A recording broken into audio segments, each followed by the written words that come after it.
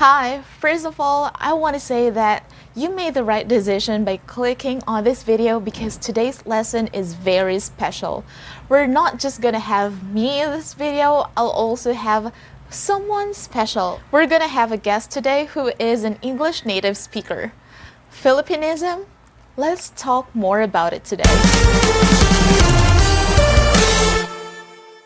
So if you're my subscriber from the very beginning, you've probably seen my video about Filipinism.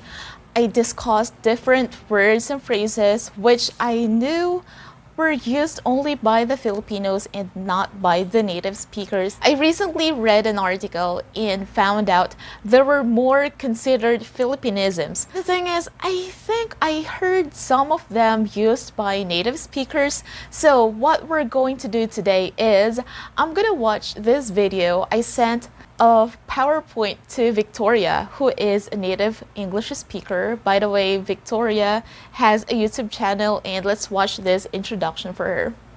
Dajahao Sawadi Konka.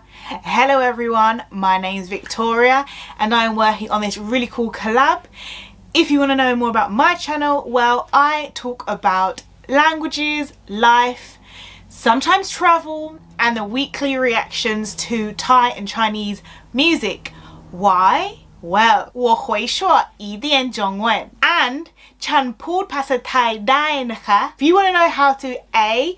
learn a new language, B. learn Thai or Chinese, or C. just want to join the family and watch entertaining reaction videos and live videos, then join us on my channel and hit that subscribe button. I would like to say thank you to Victoria for saying yes to my invitation to collaborate with me.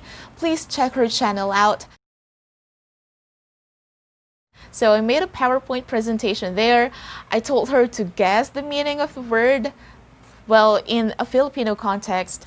Let's find out if she can guess the meaning of the words here in the Philippines. By the way, apart from that, I also posted this list in a group of native speakers of English. I asked them to tell me whether they're actually using those words and phrases the same way as Filipinos use them, and you'll be surprised on the result. Keep watching this video. First word is slang. Filipinos usually say, "Oh, napaka-slang naman niya, hindi ko siya maintindihan." Or, "Ang slang-slang naman ito magsalita." That means pronunciation of that person is comparable to a native speaker level. Slang. Well, I don't know now because I generally thought it was slang as in slang, so I'm just going to move on to the second one.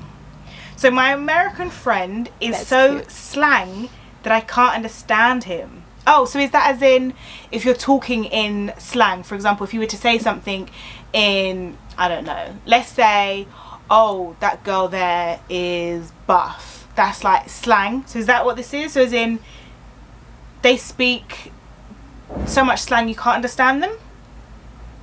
The word slang is used to describe someone who has native speaker level pronunciation.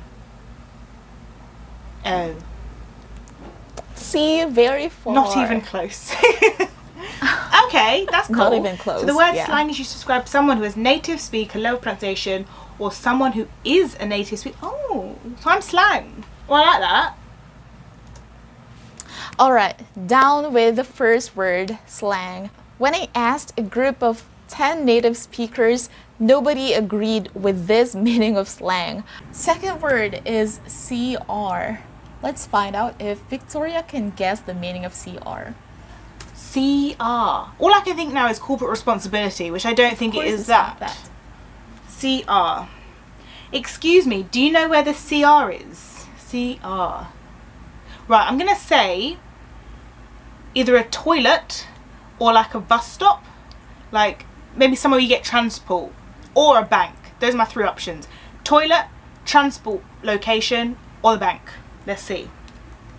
CR stands for comfort room. Some Filipinos generally refer to bathrooms, Well, she guessed powder rooms and toilets as CR. I feel like that's a ding ding ding for me. I said toilet, that was the first one I said. So out of 10 native speakers who I asked, no one knew the meaning of this CR, as in the shortened word for comfort room. Some of them don't even know what a comfort room is. Third word, bottomless. Bottomless. Now we use bottomless here to mean, for example, bottomless drink, where you have one glass. There you go. And you can keep refilling bottomless. it. So is bottomless something that you can keep refilling? Let's have a look at the example. Yay! This restaurant offers bottomless iced tea where when you spend 300, is that pesos? I think. Yes, it is. So that's what I think. I think I'm right. Let's go. Yay! Free refills of beverages. Yep, we have that here. Bottomless drinks, love it. Nando's especially. So there you go. Bottomless is used in some countries where English is spoken. Well, on the side of the native speakers who I asked, 4 out of 10 said they are using the word bottomless. Most of them just see the word bottomless in advertisements or according to them in some menus. One even said that bottomless is usually used for refills of food and not drinks, which is kind of strange to me. Next word is the common example of Filipinism when we talk of Filipinism, which is traffic. Traffic. So I'm going to assume this isn't in relation to literal traffic of cars. Is it maybe traffic? Maybe something's a bit chaotic. Oh, I would go to the party, but it's just going to be too much traffic, as in it's too chaotic, there's too many people there. That's my guess. Sorry, I'll be late because it's traffic. Okay, no, I think maybe it is the literal meaning then. So it's in literal traffic with cars. Means heavy traffic. Most Filipinos tend to omit the word heavy, therefore when they say traffic, it generally means the traffic is heavy. Interesting. So I was kind of nearly, if I had stuck with the literal meaning, I would have been kind of there, but I didn't. Oh, you heard it. Traffic does not mean the heavy traffic. In traffic sedan, that means there's heavy traffic. But the thing is, when you say it in English, you need to have an adjective before the word traffic, like heavy traffic or light traffic. Also, most of the native speakers who I asked did not know this usage of traffic because, again, according to them, they need an adjective before the word. Alright, let's have the next word, which is handcarry. If you travel overseas, well, you're probably familiar with this term, which Filipinos use, hand-carry luggage, but let's see if other countries are also using this word. Is this going to be like hand carry as in luggage? I only need a hand carry when I travel overseas. Yeah, hand luggage. Oh, look at me. Yeah, carry on luggage. Am I, like, maybe I'm in the wrong country. Probably. Alright, hand carry. Okay, let's see. Only one native speaker said that they're actually using hand carry for this, but most of them stated they're saying carry on luggage. Next word. Most Filipinos actually have never heard of a Filipino calling that as another thing aside from ref. Let's see if native speakers actually use the word ref for refrigerator. Ref. Either referral or referee. Those are my two guesses. Refrigerator. See, I put the leftover surprised. food in the ref, so my guess is refrigerator. Interesting. Yeah, because we normally say fridge. There you go. Ref is not used by the native speakers. Not even one said that they are actually using the word ref for refrigerator. They either say fridge or refrigerator. So I tried including this word attitude because most Filipinos, especially teenagers, might say, oh, she's got some attitude, or she's got an attitude, I don't like her, something like that. Some might even say, attitude ka naman. Let's see how native speakers use this word. Attitude. If this is anything but someone's literal attitude, then I'm bamboozled. She has attitude, I don't like her. Okay, yeah, we use this.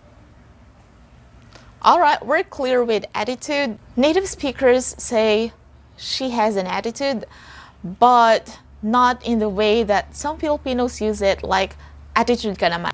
The next one, Xerox. I don't think this one is Filipinism, but the thing is, when I was studying in college, my professors would correct us when it comes to usage of this word because they would always say that this word is just a proper noun and not a verb. So let's see if native speakers use this word not as a proper noun but as a verb.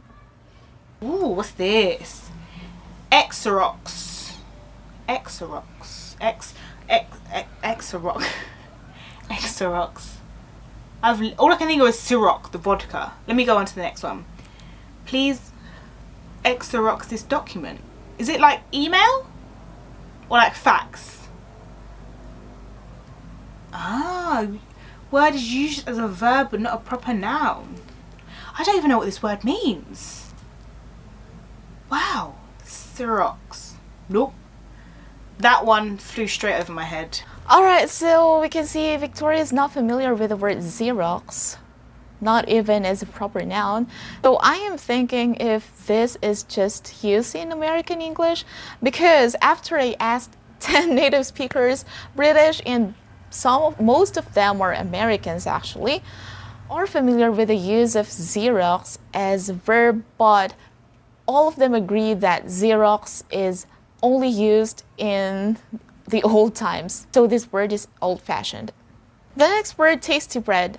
Most of the Filipinos, or I think it is just familiar in some areas in the Philippines, use this for the loaf bread as what I discussed in my previous video.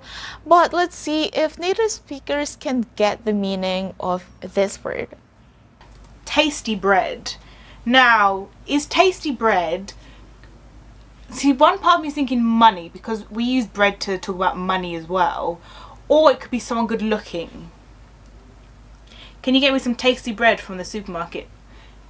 Oh, clearly my brain was not there. Tasty bread. So is it literal bread? Ah, so loaf bread in the Philippines. Also, they often say tasty, omitting the word bread. I'll buy tasty. That's quite interesting, because if someone said I'll buy tasty, I'd be like, tasty what? What is tasty that you will buy? What Please tasty, right? enlighten me. Alright, so we have to enlighten the native speakers when we say tasty. I'll buy some tasty, or I'll buy some tasty bread, because that is, again, loaf bread, not tasty.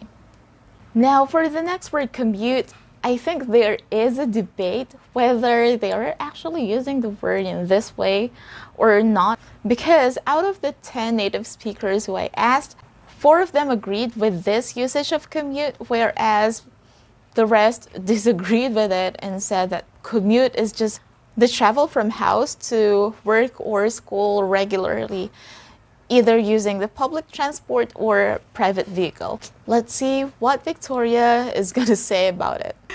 Commute. Ah, this must be commute, because we have this. I commute to work every day. I take a train. Yeah, I commute to work every day. Must be. Do you commute to work every day? Boom! Trust mic. To commute means to travel by public transport. Taxi, jeepney, train and bus. Again, this usage of commute is not accepted in some areas. Next word is dine in. I was watching this video. So if you know BTS, they went to a Bon Voyage and they were ordering. There's this one member who can speak English fluently, RM, and he taught J-Hope, who was ordering at that time, how to say that they were going to eat in the restaurant. So he told him to say here, or for here. I was really surprised when I heard that, because we say dine in here in the Philippines. So when we order in a restaurant or in a fast food chain, the cashier will ask us, and the question would be, ma'am, is it for dine in or take out?